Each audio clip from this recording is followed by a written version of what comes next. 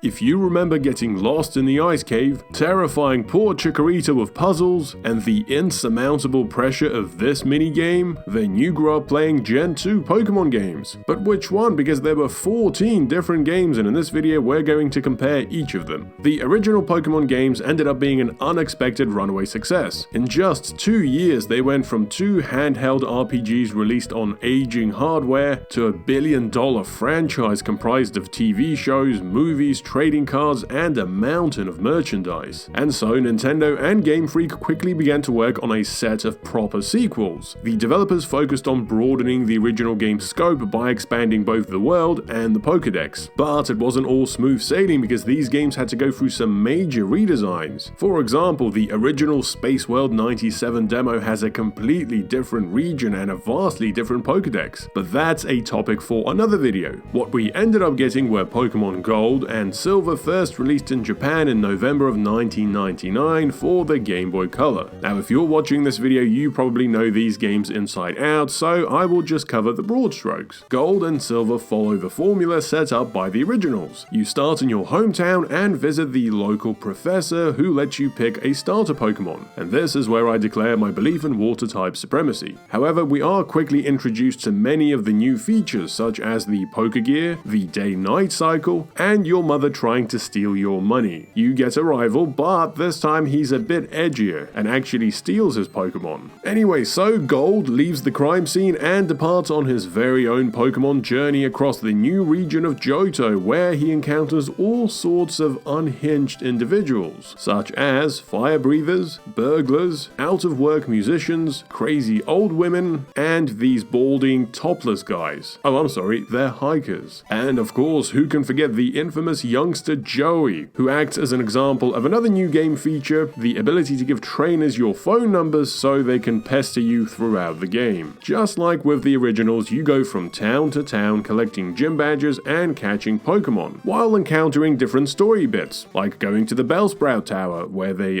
pickle Bellsprouts, or helping Kurt, the ugliest man in Johto, stop Team Rocket from stealing all the Slowpokes. This of course leads into another new feature, the ability to have Kurt turn berries into Pokeballs. And speaking of other new features, outside Goldenrod we come to the Daycare Center, which will raise your Pokemon for a fee. Oh my god, Osama bin Laden runs the Daycare Center. Oh no, it's just an old woman, my bad. Now, if you place 2 Pokemon of the same species and different gender together and crank up some Barry White music, they will make an egg. At least that's the intended way to do it. Of course, we all went against nature by catching the Ditto across the road and forcing it to be a, What? No, Joey, sorry, now's not a good time, mate. Anyway, there's plenty of fun things to do in Goldenrod, like shopping, getting a bike, engaging in some underage gambling, and of course the gym leader, Whitney, and the Angel of Death itself, her milk tank. So you defeat Whitney, get past the twerking Shudo-Wudo, and take a moment to chill at the Pokemon Park. I've got to say, Gen 2 games have the best soundtrack. We carry on north, where we spook the legendary beasts into running away, and then confront a giant legendary bird. You know, everyday 10-year-old stuff. Okay, down to Olivine City, where we realize we can't actually take on the gym leader because her Amphy is sick, and so you transform into a Lapras to cross the ocean, and then get Amphy's medicine from Elton John. Will the medicine cure Amphy? Lady, I don't know, I'm a 10-year-old child and you just made me cross the ocean. Can I just have the gym badge now? Okay, so we then trek back across the region to Mahogany Town, where we get introduced to another new feature, the shiny Pokemon with red Gyarados. Damn it, Joey, now's not a good time. Me and Lance have got to do a raid on this illegal Pokemon store. Little does Lance know, I just bought a Slowpoke tail from this very dealer about 5 minutes ago. Better not say anything, his Dragonite has a knack for hyper-beaming people right in the face. Anyway, just like the originals, this next section sees a 10-year-old boy single-handedly dismantle a criminal organization, only to end up getting stuck in these stupid ice caves for about 5 days. I've got to say, these gym leaders really need need some kind of universal health and safety code. Look, you go from this nice, chill flower shop to almost falling into the lava. Geez, what's the building insurance like on this place? And so, with all 8 gym badges collected, we're ready to take on the Elite Four. Not now, Joey. I've got to take on Bruno and his weirdly disproportionate Machamp. Looks like he's definitely lower left-handed, if you know what I mean. And so you beat the Elite Four, see the credits, which are then followed by one of the best post-games of all times. I remember absolutely losing my mind when I first realized that I could now explore all of Kanto. What's more, the game doesn't really even make a big fuss about it either. Elm just gives you a ticket to SS Aqua, and you're off. It really made it feel like a connected world. And yes, to be honest, this version of Kanto does feel a bit emptier compared to Gen 1. Many of the buildings have characters standing in front of doors, or the doors are just simply missing altogether. The Safari Zone has been shut down. Also, the entirety of Cinnabar Island has been destroyed by a volcanic eruption. Hey, maybe that's why there are so few people on the streets of Kanto this time around. This Pompeii-esque volcano just erupted and ended up wiping out most of the region's population.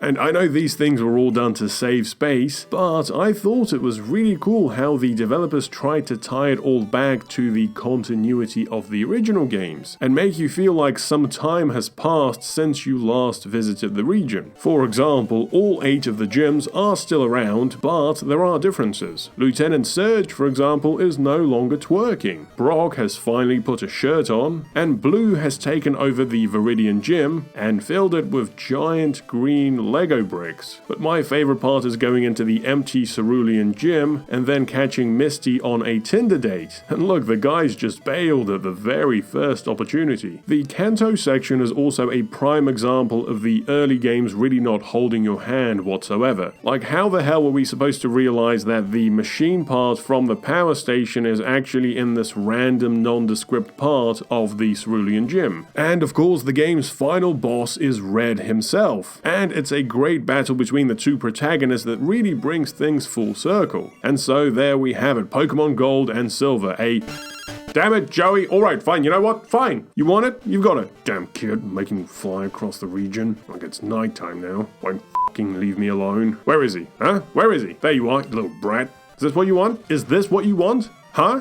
Huh? Now give me all your money! Originally, Pokemon Gold and Silver were supposed to be the final games in the series. The creators thought that the Pokemon fad would die out by the start of the new millennium, so they decided to create the ultimate Pokemon game to wrap the series up. And it really shows the games not only managed to bring back all the monsters and the region from the original games, but also introduced new counterparts to both, in addition to an absolute ton of new features. Yes, there are some balancing issues, and Johto, its trainers and gym leaders don't exactly utilize the new monsters to their full potential, but I think that's a relatively minor issue in what's otherwise an amazing sequel. Now, a year later, Game Freak would release Pokemon Crystal, an enhanced version of Gold and Silver. Crystal had a bunch of additions and changes, such as the ability to play as a female protagonist, Professor Elm getting a snazzy gaming laptop, town banners, Pokemon animations at the start of the battle, the addition of the Battle Tower, the Ice Cave looking a bit more icy, the Burnt Tower looking a bit more burnt, and the setup to the legendary Pokemon being completely different, amongst a bunch of other features. Now, our friends in Japan got even more features as their version of Crystal was compatible with the Japan-only mobile Game Boy adapter. This meant they were actually able to engage in a rudimental version of online trading and battling years before us. That, and they could actually get Celebi without using cheats. Alright, that's it for the mainline games. Now let's move on to the spin-offs. And first up we have Pokemon Stadium 2. And just like the first game, the entire point of Stadium 2 is to realize Pokemon battles in full 3D. And this game acts very much as the 3D companion to Gold and Silver. However, just like the Game Boy game, Stadium 2 is built around backwards compatibility, allowing you to transfer Pokemon from Red, Blue, Yellow, Gold, Silver, and Crystal. Which means I can transfer my my roided up Fraligator from gold and watch him decimate his competition in glorious 3D. Now, of course, the mini-games are back and they're every bit as wacky and random as the last time around. On the last day of Christmas, my true love gave to me 1 Game Boy 2 and 64's 1 diamond ring and a grand piano. Tumbling Togepi, I love that game. Wait.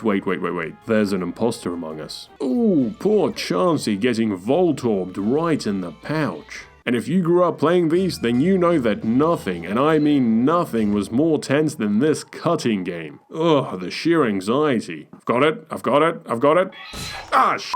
Okay, moving on. Next, we have Pokemon Puzzle Challenge for the Game Boy Color. And this is a sort of sequel to Pokemon Puzzle League for the Nintendo 64. It's still Tetris Attack, but this time they really went out of their way to make it Johto themed. There are stages for all 3 of the starters, along with other Pokemon, and they all have these little animations. Look at poor Chikorita. No, please, no more puzzles, no! And there are a bunch of different game types, like Gym Leader mode and Garbage mode. And the game also has really nice remixes of tracks from the mainline games.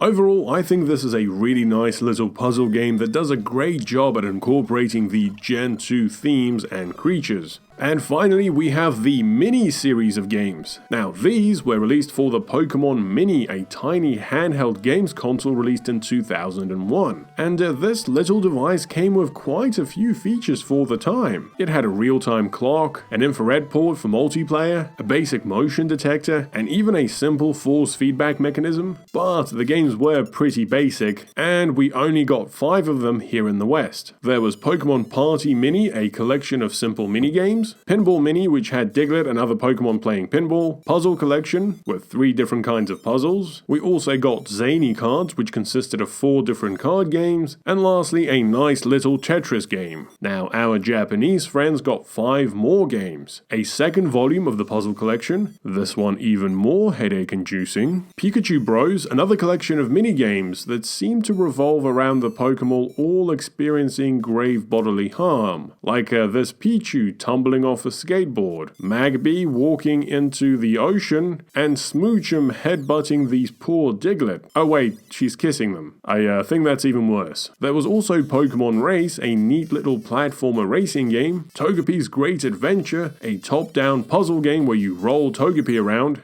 Okay, here we go. Oh shit, he fell into the void! And finally, Pokemon Breeder. Now, technically, this one came out as part of Gen 3, but I'll include it here anyway. This is a virtual pet game that has you caring for one of the 3 Hoenn starters. Come on, hatch, hatch. Alright, out of the window, I'm done with you. And so there we have it, every Gen 2 Pokemon game. Now, the minis were an interesting experiment, but if we set them aside, this generation didn't really have that many games. There was really only 2 other spin-offs, but I think the mainline games more than made up for it. To me, Gold, Silver, and Crystal aren't just one of the best Pokemon games, they're one of the best sequels ever made. And I think that was partially because Generation 2 was really the sweet spot in the franchise. Having only 2 regions and about 250 Pokemon allowed Game Freak to create the all-encompassing ultimate Pokemon game that they set out to make. And yes, I am aware that these games did get a remake, but I think all the remakes deserve their own video. In the meantime, please leave a comment below and let me know what you think of Gen 2 compared to other generations, and which of all the Gen 2 games is your favorite. As always, thanks for watching, please consider supporting me on Patreon, and a big thanks to all of my existing patrons. Also, if you've enjoyed this video, please like, subscribe, and hit the bell. Thanks for watching, and I'll see you next time.